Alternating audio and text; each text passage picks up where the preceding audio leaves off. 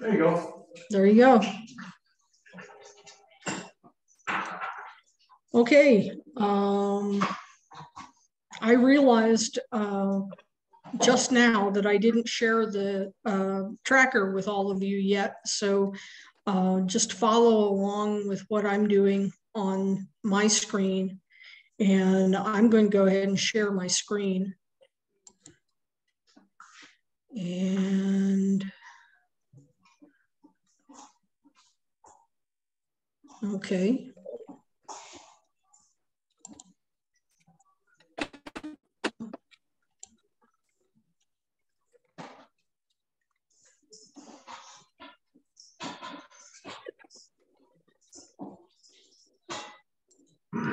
Okay, the first step to doing the bill analysis is to get into NMLegis, which you should see now from my screen.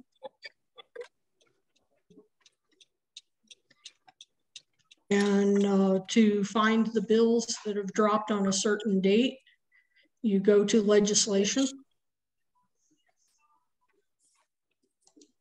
And okay. Come on, guys. I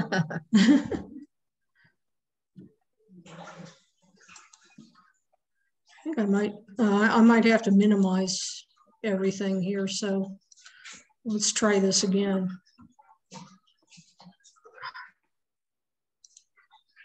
Okay. Okay, let me try refreshing the screen and see if I can get this to work. Okay, legislation, and then bill finder, and you'll see a lot of options. But the one that we want is the sixth one down, list by date of introduction. And you'll see right now we're on the 6th and there's nothing found, but we did have some bills drop on, let me show you what that dropped on the 3rd.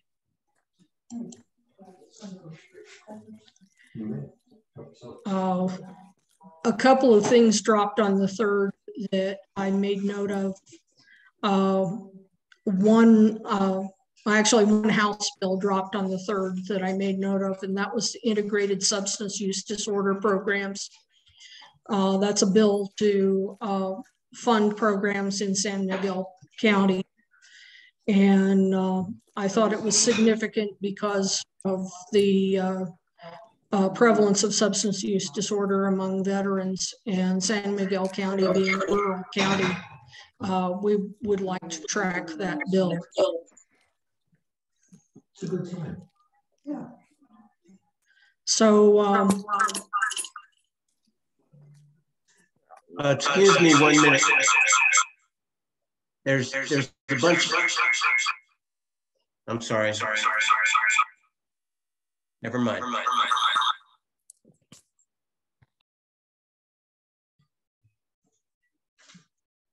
You had a lot of feedback there, Bob, when you were asking your question, sir.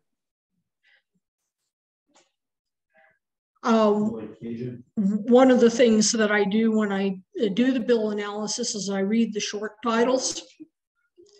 And there are a bunch of bills here, but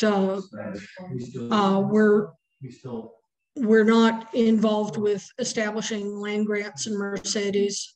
Gun violence victim advocate funding is not something that we're tracking. Auto traffic enforcement systems is not something we're tracking.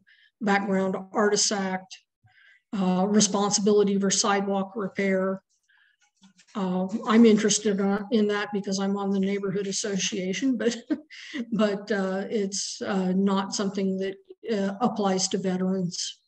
Minimum wage increase in indexing doesn't apply necessarily to veterans.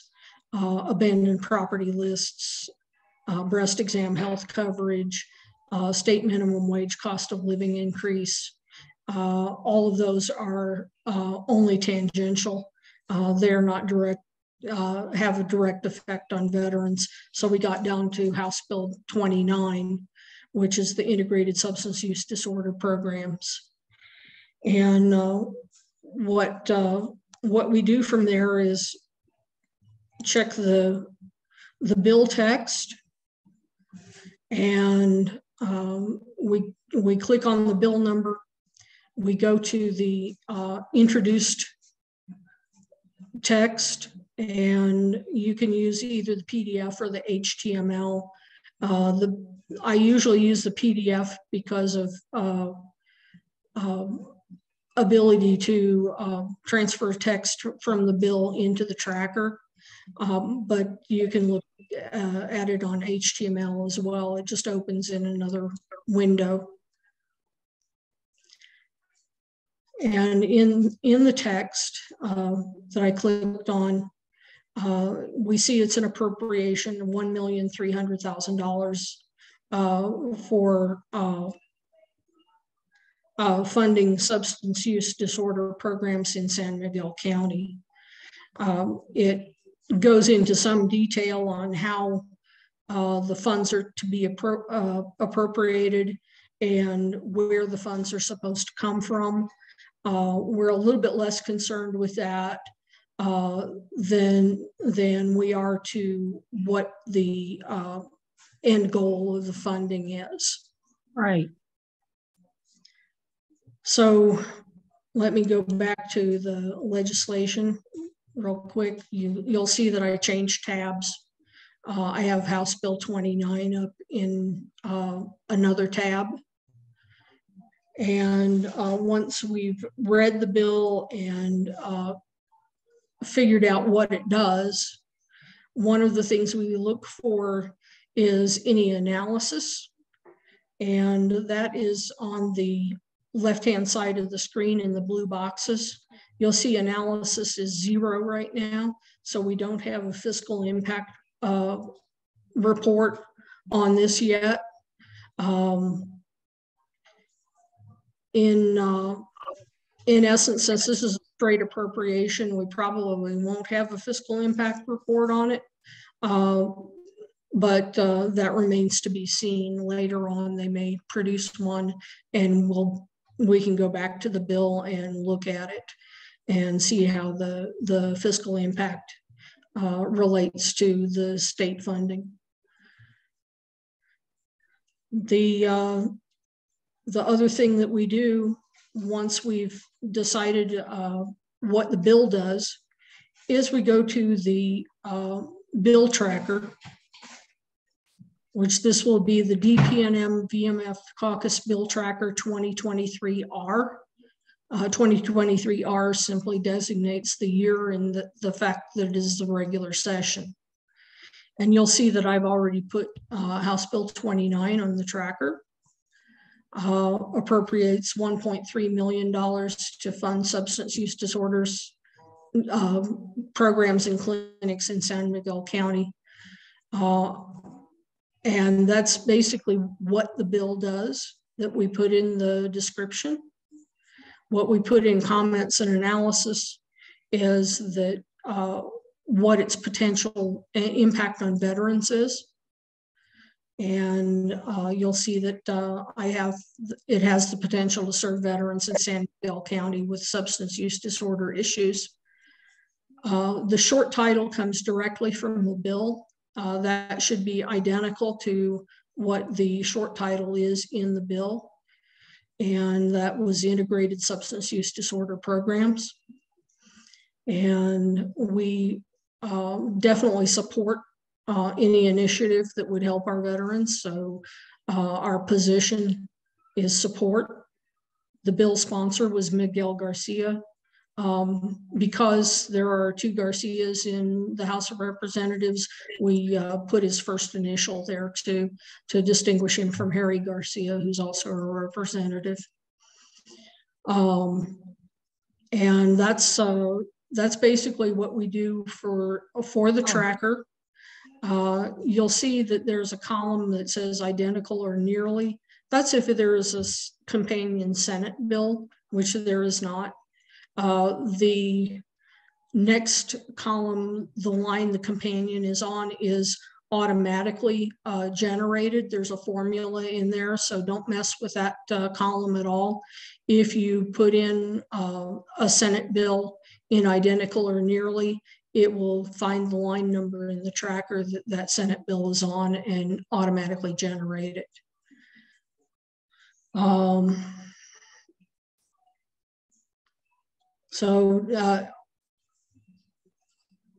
Do I have any questions from anybody so far? I am guessing that the bill manager is the one we assign it to.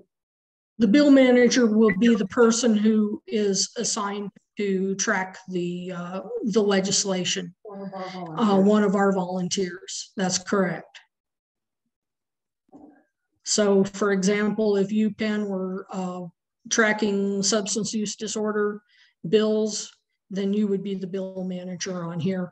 Right now, we haven't parsed out the bills because we don't have enough of a population of bills to do that yet. But we will eventually in our CBA meetings decide who's managing which classes of bills. Can I ask a question now, or? Sure. Sure. So I have a question because the description to me seems a bit vague. And in other words, do we have a list of the current substance abuse disorder programs and clinics in San Miguel County? Who runs them? If they're inpatient, outpatient? Is this to be used for treatment options or hiring more therapists or more beds? Or it just seems a bit nebulous to me, and I don't know. Well, that's the result of the bill construction. The bill construction just says that it's an appropriation to fund the programs and clinics in San Miguel County. When the bill is brought up in committee, the sponsor will most likely specify which programs and clinics this is supporting. But that's only a vague guess on my part. There is no background in the bill to determine how many beds or which clinics or anything like that. There's no background in the bill to show that. It's simply an appropriations bill. Okay, this is Claudia Joan. I've got a question, and I know you explained it, I missed it. So the identical or nearly and the line companion is on. What exactly do we do with that? Identical or nearly is if there were a Senate bill, say for example, Senate Bill 5 was identical or nearly identical to this this particular bill. You would look at those two bills together, determine if the language is identical or very nearly identical, and then you would put in the Senate bill number in the identical or nearly column. Okay, so we get that through reading through all the bills that are out there. A House bill will not identify a similar Senate bill and vice versa. That's correct. You only get that from reading the bills, and that's actually where your memory comes in. And you, as you are going through the bills, you'll see things that look like, that seems like identical to House Bill 29. Okay. Let me go back to House Bill 29 and look at the language in the Senate bill. If they're identical, then you would match them up by putting the Senate bill in the identical or nearly column. Okay. And as I said, on the line that the companion is on, that tells you what line number in the tracker that the companion bill is on, and that is a formula. So we don't touch that. I think I remember you saying that, right? You don't touch that. Okay. I'll No. call out the other people who have their hands up because I don't think you see them on your screen, do you? That's correct. Okay, so Bob, over to you, sir. Well, just looking at this, there's you just makes me wonder. Integrated substance use disorder program, is every state legislator going to introduce such a? I mean, this seems to apply only to San Miguel County. Is there some sort of coordinated effort throughout the state? And I know this doesn't tell you that, but I'm just kind of wondering. Not necessarily. You would see if there was another county that required funding for substance use disorder programs, they may introduce a bill for that county. And not all counties have a program. The ones that do and are potentially appropriated funding, you would put those bills in the tracker as well. Say, for example, there was another House bill that addressed substance use disorder programs in Santa Fe County. You would put that bill in the tracker as well, because it has potential to affect veterans' lives in Santa Fe County. Okay, thank you. Okay, and Diane Cox, you've got your hand up. Oh yeah, hi guys. Here, I'll move. Diane, I think Why you're don't on you, two devices. why don't you turn yours off? You need to turn one off. All right, let's try that again. And you're on mute, Diane. Yeah, I'm over here with Diane G. So I just want to just make sure I understand a couple things. The identical or nearly column. Number one, is that where it's up to us to cross-reference? That's my number one question, Joan. I'm breaking these questions down. Am I correct? That's essentially correct. If you notice that there is a companion bill to House Bill 29, right? You would put in that companion bill's number in the identical or nearly column. Not every bill will have a companion.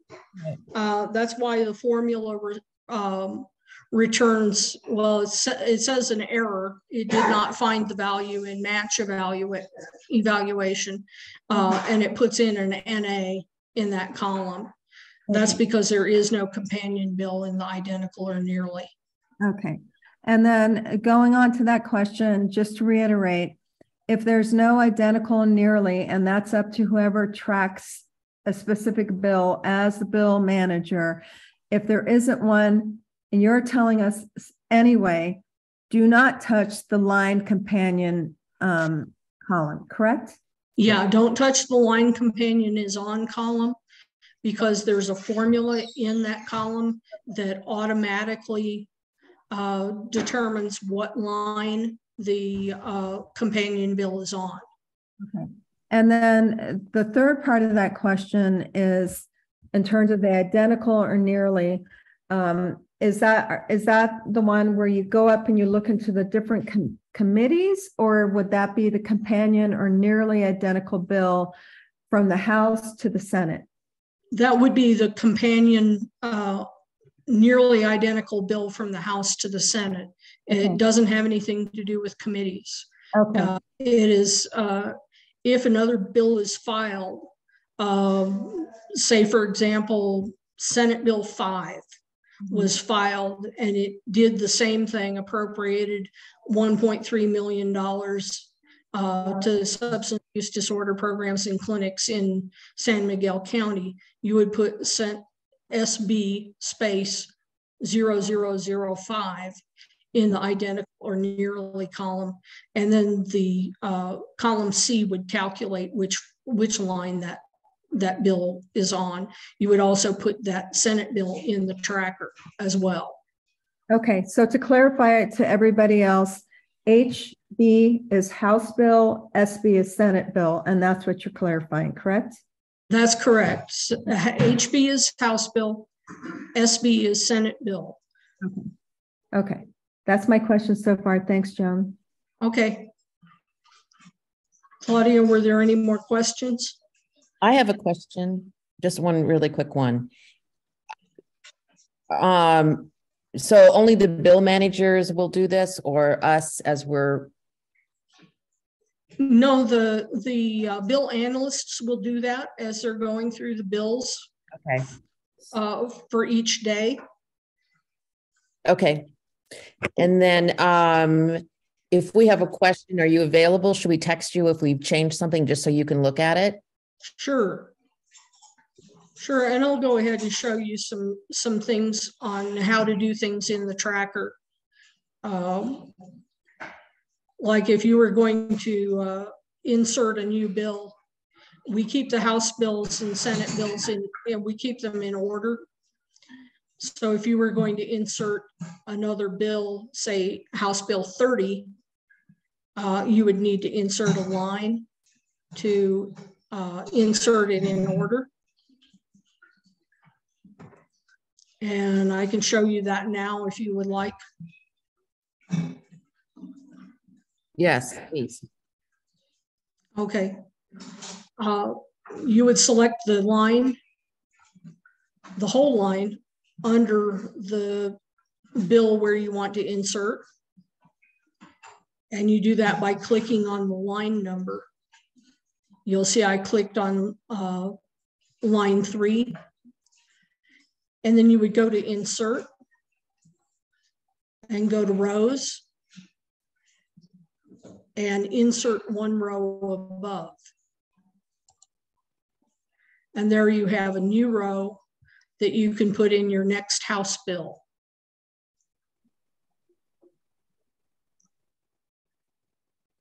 Was that clear to everybody?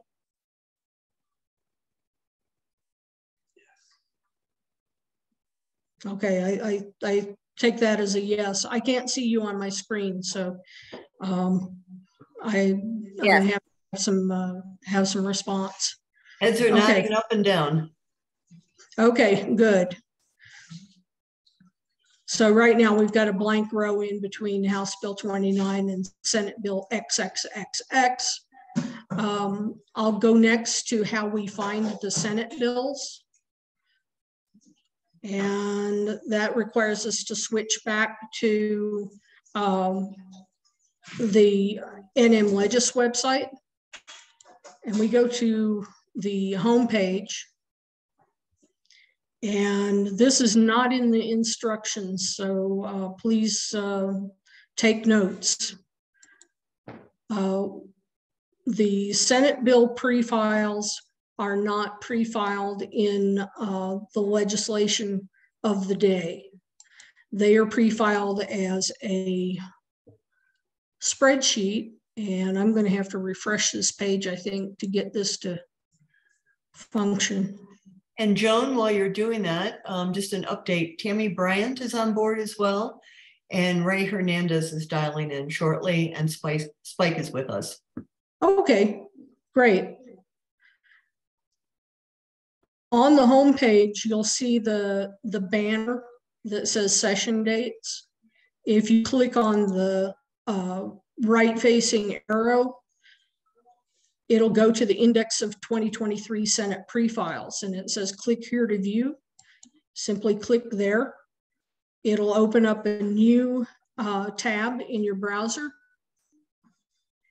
and you will see all of the Senate pre-files in spreadsheet format.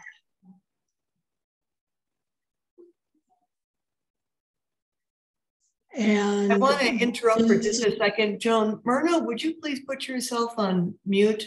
We're getting background noise from somebody here. Okay.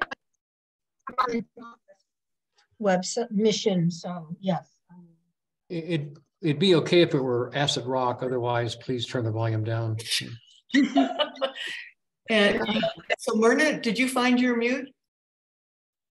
Yeah, okay, good. And Ray's on board now. All right, back to you, Joan. Okay, and you'll see on the Senate spreadsheet, it has what's called a 202 number. This is not the bill number. This is the internal tracking number for Legislative Council. And this is how the bills are versioned through the legislative process. The thing that you'll do is read each line of the spreadsheet and determine whether the bill would have impact on veterans. The first one I found on here that does have an impact on veterans is that the 223015.1, which is the fifth row down, relating to domestic affairs, allowing marriage licensure by affidavit for a party who is unavailable as a result of active duty as a member of the armed forces. That obviously has something to do with military. If we go to the link on the spreadsheet, that will open up another window, another tab on your browser, and and I'm getting feedback from the other room here.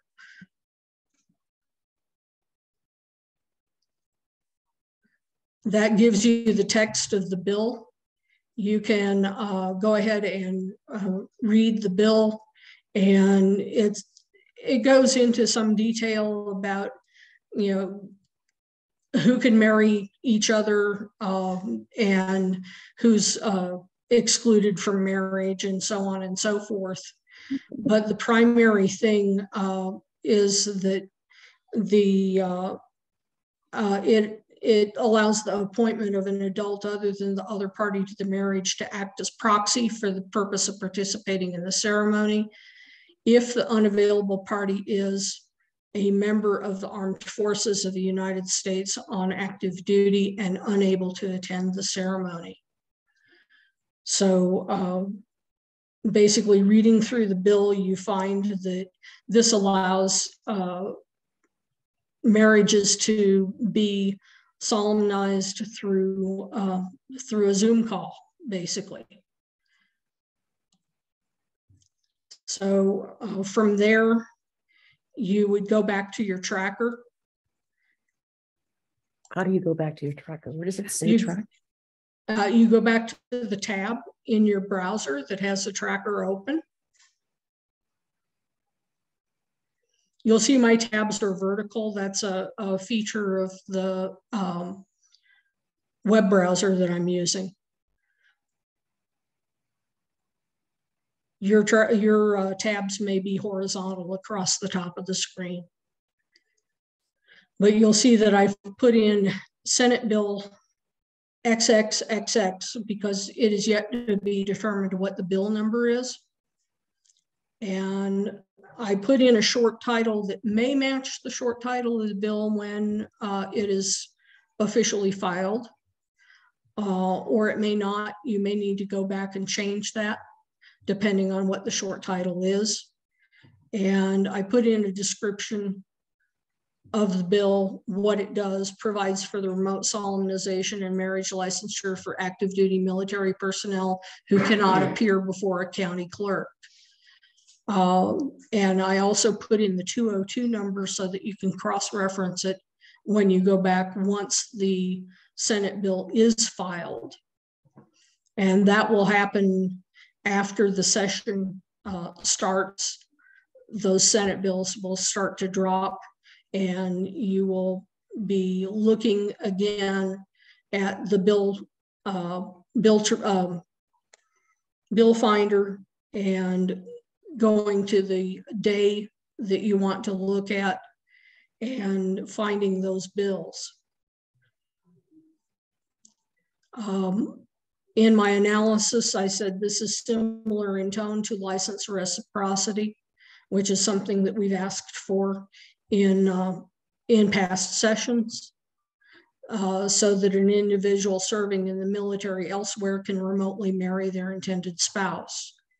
I put in that it has low impact because it is a specific situation, and it's possible that not very many people will use this particular function, but it does have some impact to the active duty military community, and that they are afforded the opportunity to marry who they choose remotely.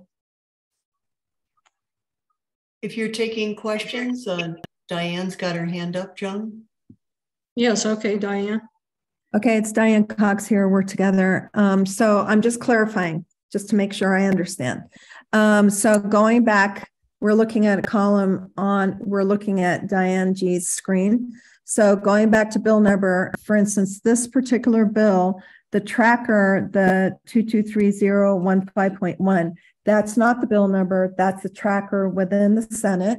And then if you go to the bill number SB and you've got XXX, the bill number has not been it has not been assigned yet.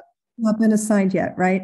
So then on that one, it goes to the description. Then it's blank for position. Nobody's been assigned as the bill manager. The sponsor is the senator. And then a comments analysis is yours. The impact is either low, medium, or high in terms of the impact overall. Do I have that correct? That's correct. Okay. Okay. And then status is blank because we just simply don't know the status because we're not in. Yeah, there hasn't been a committee assignment yet. Okay. Status will reflect the committee assignments and the results of the committee hearing when they occur. Okay. All right. Thank you.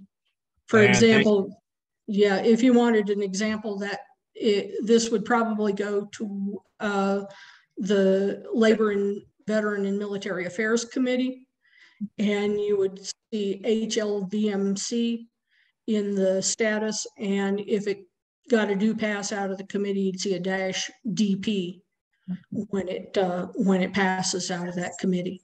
When do we know when they're assigned to committees?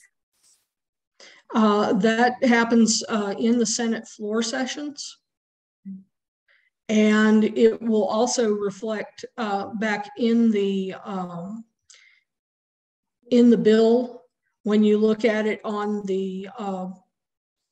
Let me go back to House Bill 29 just to use that as an example, since we don't have a filed bill for the Senate bill. You'll see in the box in the middle of the screen, action text. It says HPREF, that means it's House pre-file. Once it's been assigned to a committee, it will have the committee's abbreviation after the HPREF. It'll have a comma and then the committee that it's assigned to.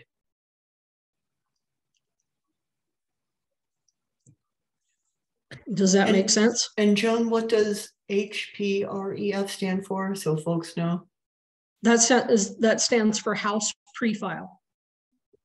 And also, Okay. Joan, in our first meeting with you, you told us to go print out all the abbreviations. I haven't done that yet. Where is that again? That is in the action text box where it says key to abbreviations. If you click on that, that will give you the key to the abbreviations, and that way you'll know what the committee is that's being abbreviated. Like breadcrumbs. There's Dorothy's saying it's like breadcrumbs. It is breadcrumbs throughout NM Legis. There's many ways to get there from here, but that's the fastest and easiest way to get to the key of abbreviations. Okay, and if Diane, if your question's been answered, Spike's got his hand up. Thank you. Okay, Spike. And just a comment, I wish we'd had this marriage by proxy years ago, because at my wedding, I wish I had a proxy from my mother-in-law. Okay. Just kidding. She's a nice lady. Okay, and Okay. Tammy Bryant, you've got your hand up, ma'am. Hi, would it be helpful, Ms. John, if we put the hyperlinks for all of these in the, like a block out a top part of the spreadsheet at the top and put our abbreviations and our hot links to the legis and all that, just for people who aren't as computer literate? Well, when I get around to it, I will put the hyperlinks for the bills in the tracker. You'll see that it says House Bill 29. I need to make that a hyperlink that goes directly to House Bill 29. Oh, but even for like the abbreviations and stuff that they're looking for, like just throw it up at like block it up there. It's okay. I just an idea. Actually, I think that's a good idea. Joan, would that be helpful if Tammy did that? Yeah, I can do it. In the tracker? Right, like up here, if we took and just blocked out the top portion and put the legis link to there, the abbreviations link, and any other helpful links that would, you know. Oh, I see what you mean. Like put in an extra row that has helpful links in it. Exactly. Yeah, that would be helpful. Yes, because a lot of folks aren't as familiar with the web links as you are. I think we could be honest and say nobody is as familiar as Joan is. So. It would help me. I like the way you think, Tammy. Sorry. Okay, I forget. I've been doing this for 9 or 10 years, so I've gotten familiar with the abbreviations and so on and so forth. And I did forget to put in the instructions or the training instructions about the Senate spreadsheet of pre-files. And I apologize for that. I forgot that was a Senate rule that was passed about a year ago. That's the last question we've got, Joan. So okay, back to you. Okay, I think we've gotten gotten through finding the House bills and gotten through finding the Senate bills, or at least the 202 numbers of the Senate bills to be. Let me go back to NM Legis and go to the legislation again, and let's find if anything dropped today that we need to be concerned about. So I go again to Bill Finder and list by date of introduction. You'll see on the 6th, there is nothing. Let's go back to the 5th. And we have school group insurance contributions. We're pretty sure that doesn't have anything to do with us. Cavernous angioma research funding probably doesn't have anything to do with us. Rural healthcare practitioner additions may have something to do with us. And so that's a candidate for addition to the tracker. So let's go to the description of House Bill 36 and let's see what it says. Let's see, in the description of the act, it relates to taxation, adding certain pharmacists, registered nurses, social workers, behavioral health counselors, and therapists and physical therapists to the rural healthcare practitioner tax credit. I'm going to say that it does have a certain amount of applicability to us, because that gives a tax credit to rural healthcare practitioners and would result in more rural healthcare practitioners in those professions that were listed in the short description of the act. especially social workers and behavioral health counselors and therapists. So I would add this to the tracker, probably a low impact, but we would come up with a succinct description of what the bill does, that it provides a tax credit to these particular professions within the healthcare field. And we would go ahead and put that in the tracker as a new bill to be analyzed and to track. So let me go back to the tracker. And this is House Bill 38. So conveniently, when we showed you how to add a line to the tracker, we have a spare line here. So I will go ahead and put in House Bill 38.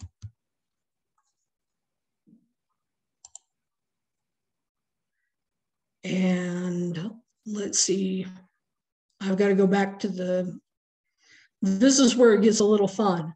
I have to go back to the bill because I can't remember exactly what the short title was.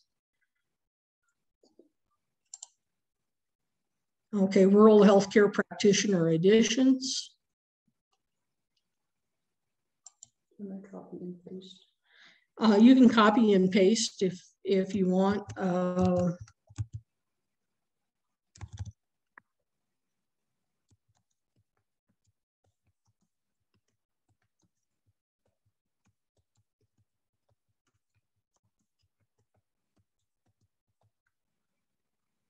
So I've put in the short title, and in the description, we would put in something to the order of, and I'll do this a little bit later, but you may want to write it down on a piece of paper and collect your thoughts that way.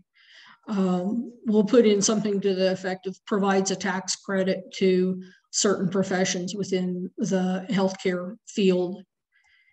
And we would definitely support that.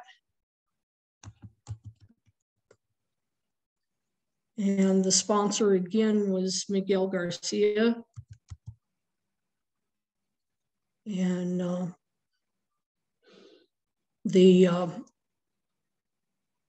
Google Sheets being helpful has already pre-filled that because he was in the previous line and they saw I put in an M period, it helpfully pre-filled the name of the sponsor.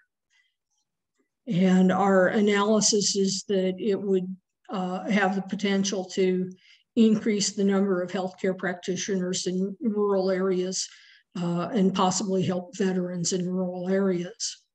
And it's probably a low impact because it's we're drawing a conclusion that we're going to increase the number of healthcare practitioners in rural areas, and it may help veterans.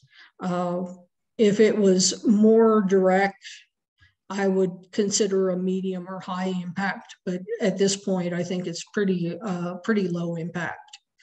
And then status, of course, is blank because it hasn't gone anywhere yet.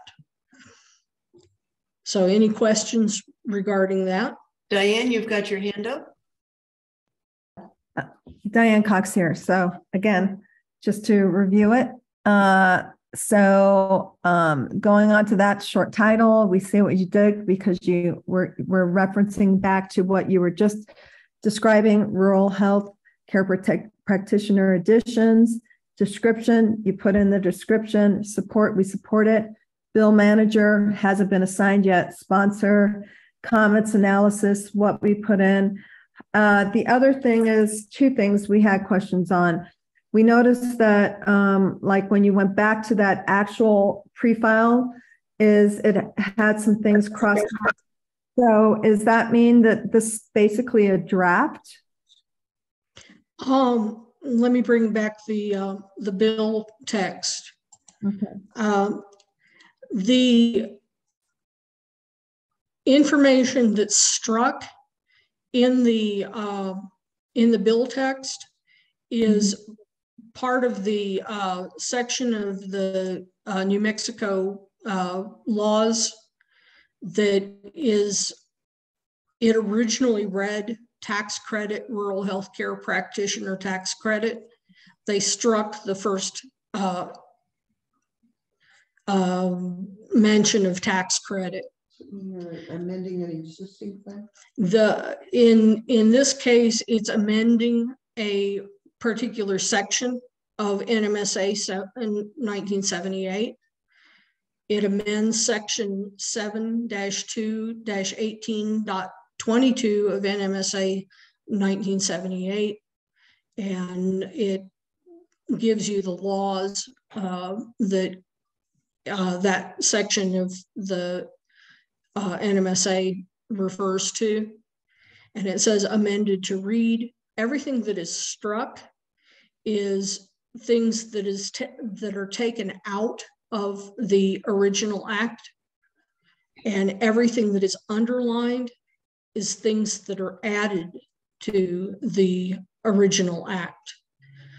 For example, in section 1B, paragraph 2, it says $3,000 for all, and it adds pharmacists. And you'll see that it strikes the "and" before clinical nurse specialists, because it's not going to end there. It's going to add registered nurses, licensed clinical social workers, and so on, all of those professions who qualify pursuant to the provisions of this section. So all of the underlined information is information that is added to the act. Okay. You'll also see in section 1F, it adds a paragraph that a taxpayer allowed a tax credit pursuant to this section shall report the amount of the tax credit to the department in a manner required by the department. And it adds section G, which says the department will compile an annual report on the tax credits. And you'll see that F is struck because we added a new F and a new G, and they renumbered starting H. And we're striking some of the language of the bill and putting in Medical Practice Act. These are mostly technical changes because it originally referred to Chapter 61, Article 6 of the NMSA 1978, the Medical Practice Act, and just has replaced that with the Medical Practice Act. And for your information, Diane, the NMSA stands for New Mexico Statutes Annotated. And I guess that was all compiled in 1978, right, Joan? I believe the annotated statutes were compiled in 1978. There are statutes that predate that, but the current usage is NMSA 1978. There is if you're just dying to know what was in the NMSA 1978, let me bring up a screen that has a statute on it. You can go to nm1source.com and look at the NMSA 1978. What I have on my screen has to do with responsibility for streets, sidewalks, and public grounds. This had to do with another bill. But I was looking this up to see what what the original statute said.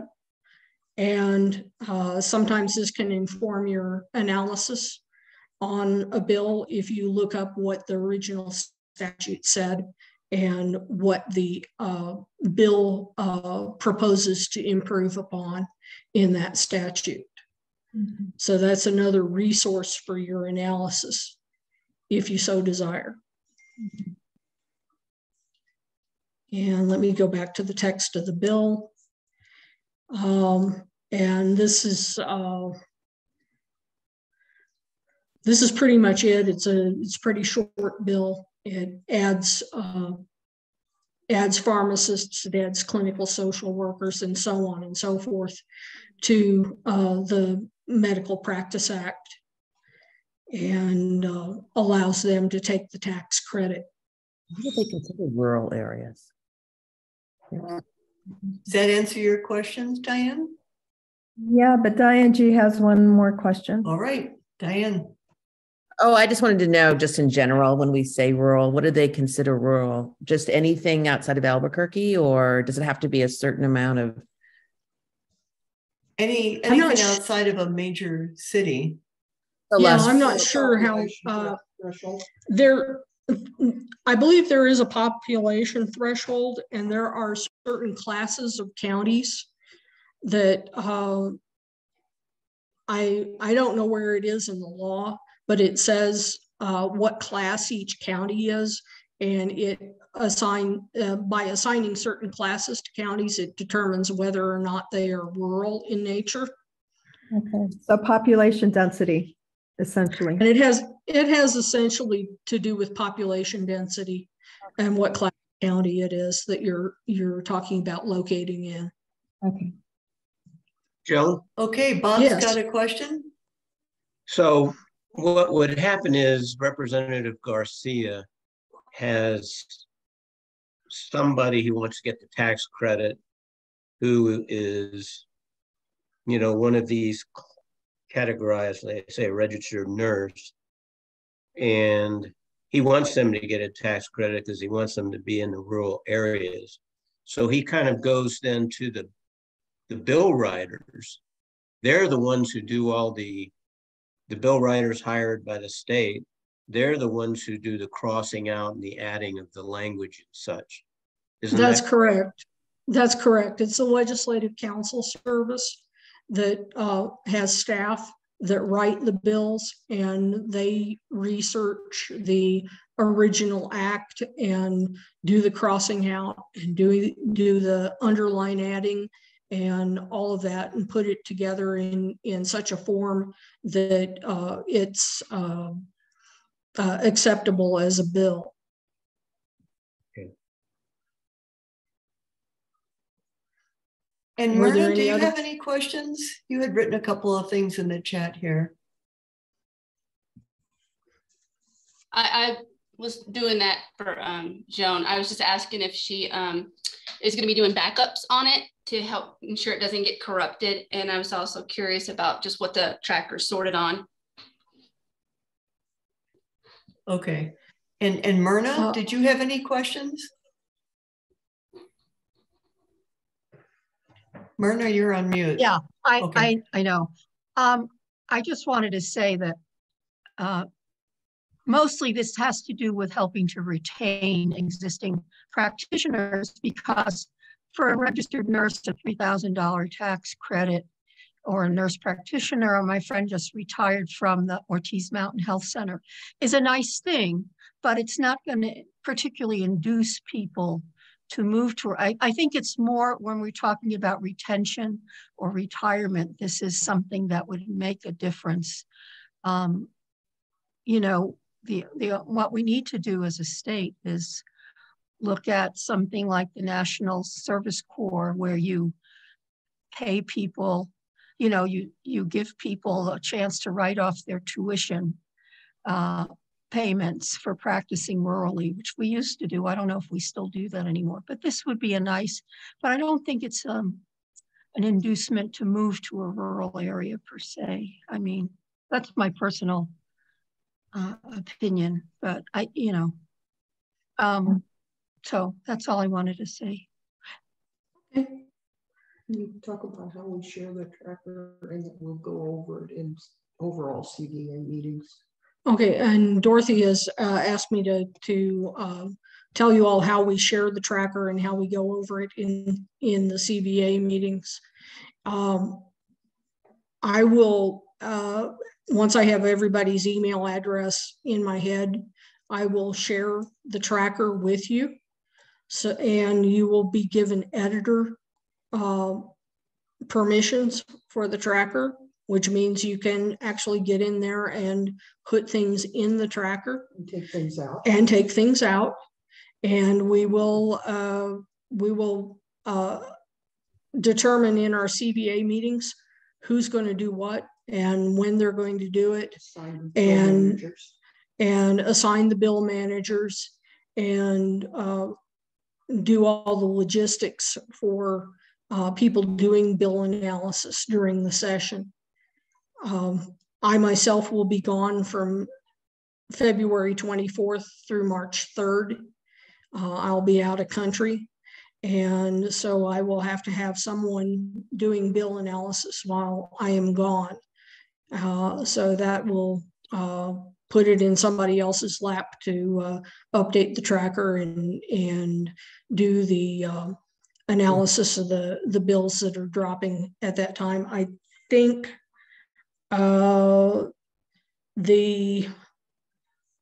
deadline for introducing bills is sometime during that time.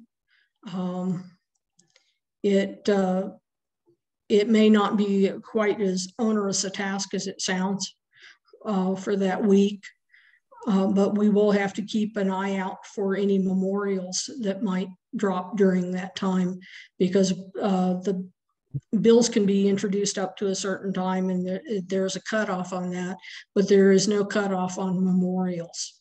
And every once in a while, there's a memorial that we do want to track. Joan, so I'm looking on the NM Ledges homepage, and it said deadline for introduction. Does that mean bills?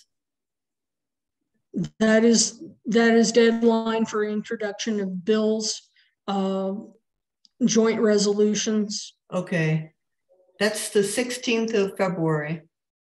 16th of February. Okay, then it does not fall during the time that I'm gone. So all that we'll need to have happen is people looking for memorials during that time that affect veterans. Good. I'm just going to ask. What are memorials again? I forgot. Memorials are things that do not necessarily carry the effect of law. They are kind of nice to haves.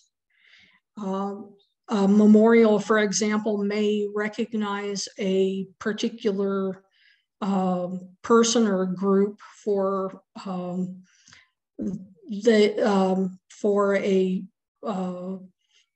something that they have done. One of the memorials that happens almost every year is the Rodolfo Anaya I Love to Read Day. And it specifies a day for I love to read. And that's all it does. It's not, does not have the force of law. It just memorializes a particular day or person or event. Some memorials will instruct a department or agency to conduct studies. Those are also things that don't have the force of law, but it does instruct the department or agency to do a study of whatever the memorial specifies. So that's kind of memorials in a nutshell. And then just one more question. Somehow I missed the very, very beginning. I was sitting here, but when we were looking at House, it was very easy, the House bills, but you said something about you have to go someplace else at the very, very beginning of the presentation for Senate bills. And I didn't quite Yes. write it down correctly. For Senate bills, until the session starts, once the session starts, the Senate bills will start appearing along with the House bills. Oh. Before the session starts, before the 17th of January, you will go to NM Legis Home, and on the banner, click the right arrow until you come to Index of 2023 Senate Pre-Files. And that's where you click here to view, and it gives you the spreadsheet of the pre-filed Senate legislation. Thank you. That was easy. Thank you. Okay, thank you. Any more questions? There aren't any hands up. Okay, well, we have pretty much covered everything on the bill analysis process. The only thing that I would add is that the bill tracker has a specific order. It can be sorted. I'd rather not have to do that. Don't touch it. Don't touch it. Well, if they're doing analysis, they have to touch it, Dorothy. But the order is House bills. And you'll see I'm looking at last year, well, this year's, or that, no, last year's. We are in 23 now. I am looking at the bills from 22, and you'll see it goes to from House bills to House Joint Resolutions, HJR, to House Memorials. And then you start with Senate bills. Oh, come on now. You start with Senate bills, and there are Senate Joint Resolutions, SJRs, and then Senate Memorials, SMs. What's SJR again? Senate Joint Resolution. Senate Joint Resolution. Joint resolution that is has the short title followed by a CA is a resolution that allows the voters to choose whether or not to enact the law. It is a constitutional amendment. It's a proposed constitutional amendment. If it passes, it has to go to a vote on Yeah, the ballot. if the joint resolution passes, it then has to go to the voters to determine whether it's going to be implemented or not. You will have noticed when you voted this last time, there was a constitutional amendment for allowing the use of the rainy day fund for early childhood education. And that was a joint resolution that was passed during the last legislative session.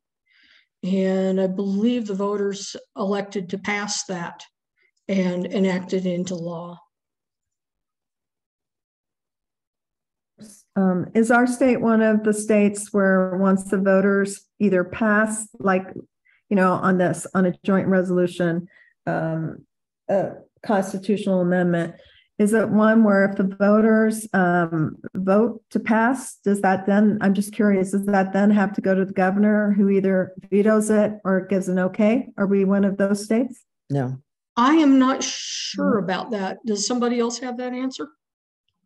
If the voters voted, okay, she can't veto. Okay, I think we're not a state.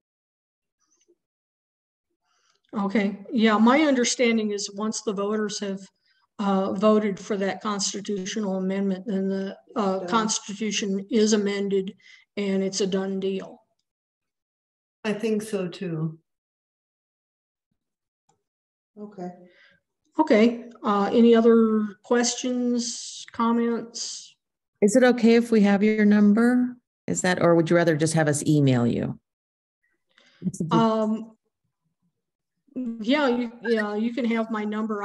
I'm not on the, I don't have the, since I'm sharing my screen, I don't have the other screen up, but I'll give you my number directly. It is 512 914 6632. Thank you.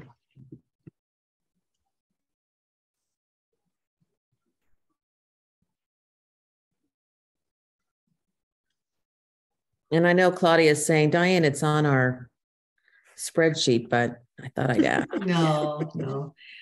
Joan, this has really been wonderful. This is really good. I think I feel like I can probably figure this out, but I especially have quite an appreciation for what you've been doing. You and Dorothy have been doing all this time. So thank you so much. This is the first out of, I think, 7 trainings. They're all being recorded. We'll figure out where we're going to put them on the website, and then we'll get that information out to everybody. Okay. Thank you. Okay, I think we. Thank you, Joan. Thank you, Joan. A wrap. Thanks, Thank you. Joan. All right. Thank you, Joan. You're awesome.